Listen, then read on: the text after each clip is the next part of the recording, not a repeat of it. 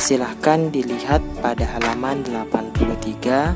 Di situ kita akan membahas dua materi. Yang pertama, peralatan dan peraturan dalam berenang, dan yang kedua, keterampilan dasar renang gaya dada. Peraturan dalam berenang yang akan kita bahas di sini terdiri atas dua. Yang pertama, peralatan dan perlengkapan berenang, dan yang kedua, tata tertib keselamatan berenang. Kemudian, yang kita akan bahas yang kedua adalah keterampilan dasar renang gaya dada, di mana ini terdiri atas 3 gerakan dasar. Yang pertama, gerakan tungkai atau kaki, yang kedua, gerakan lengan, yang ketiga, gerakan pernapasan. Di mana ketika kita sudah menguasai 3 gerakan dasar ini, maka kita sudah bisa melakukan gerakan koordinasi renang gaya dada. Nah, bagaimana sih cara memperhatikan gerakan dasar renang gaya dada ini, dan bagaimana peraturan dalam berenang? Mari kita bahas satu persatu, dimulai dari peraturan dalam berenang. Yang pertama, peralatan dan perlengkapan berenang. Ini terdiri atas 2, yang pertama pelampung dan yang kedua kacamata renang. Pelampung bisa berupa papan seluncur atau ban, yang dimana berguna untuk menjaga diri agar tidak tenggelam. Kemudian kacamata renang digunakan untuk menjaga mata dari kemasukan air, sehingga mata dapat memperhatikan keadaan sekitar permukaan air, serta agar mata tidak mudah perih ketika berenang. Kemudian, peraturan dalam berenang yang kedua adalah tata tertib keselamatan berenang.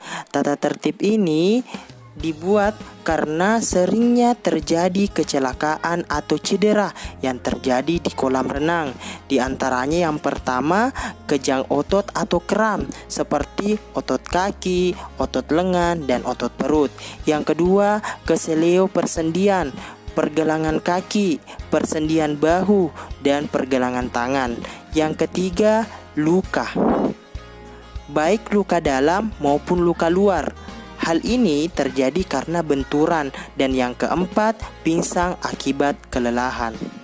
Nah, dari kesemua kejadian itulah maka kita harus menaati tata tertib yang ada ketika melakukan aktivitas renang.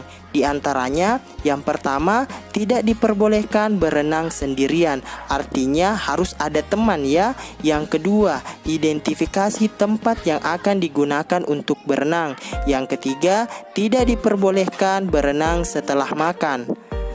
Tunggu 30 menit setelah makan ringan, dan lebih dari itu setelah makan besar. Yang keempat, tidak diperbolehkan berenang sambil makan. Dan yang terakhir, tidak diperbolehkan bermain-main di kolam renang. Nah, itulah tata tertib yang harus kita patuhi untuk menjaga keselamatan diri ketika berada di kolam renang. Dalam koordinasi renang gaya dada, artinya di gerakan itu digabung menjadi satu gerakan. Berikut adalah contoh koordinasi renang gaya dada tanpa menggunakan air. Cara melakukannya, pertama, tarik kaki ke depan atas pinggang, lebih rendah dari pinggang dan lutut. Putar telapak kaki saat kaki mendekati pantat. Kemudian, lingkarkan kaki keluar, ke bawah, sampai bertemu bersamaan. Dorong kedua telapak kaki ke belakang sampai tungkai lurus. Selanjutnya, dorong kaki ke belakang bersamaan dengan gerakan dayunan tangan dan pengambilan napas. Dayunan tangan diakhiri dengan luncuran. Untuk lebih jelasnya, kamu dapat memperhatikan contoh peragaan yang ada pada video ini. Singkatnya, untuk melakukan gerakan ini, lakukan secara